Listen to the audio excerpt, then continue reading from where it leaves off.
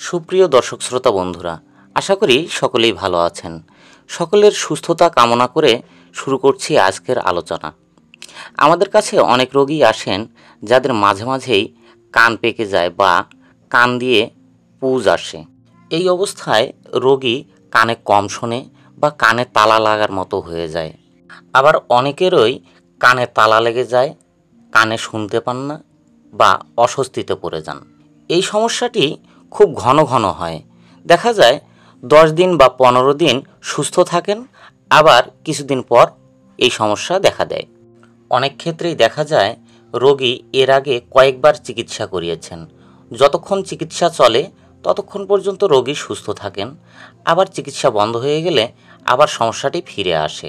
তো বন্ধুরা, এই সমস্যায় কি চিকিৎসা দেবেন সেই বিষয়েই আজকে আমি আলোচনা করব। ঘন ঘন কান দিয়ে পুজ পড়া বা ঘন ঘন কানে তালা লেগে যাওয়া, এই রোগের ক্ষেত্রে যদি এই চিকিৎসা দেন তাহলে 100% রোগী সুস্থ হয়ে যাবে, আর সমস্যায় পড়তে হবে না। চিকিৎসাটি 2 ধাপে করতে হয়।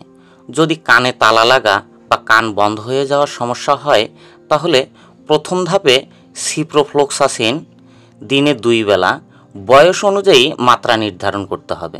এই ঔষধ টানা 10 দিন খেতে হবে।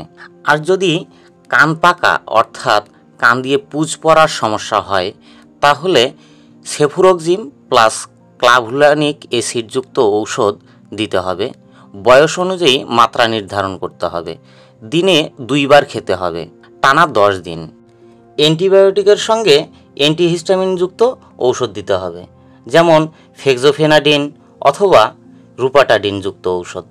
দুর্বলতার জন্য ভিটামিন বি কমপ্লেক্সযুক্ত ঔষধ দিতে হবে।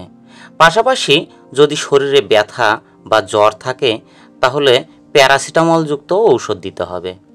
10 দিনের ঔষধ শেষ হওয়ার আগেই রোগী সুস্থ অনুভব করবে, কিন্তু চিকিৎসা বন্ধ করা যাবে না।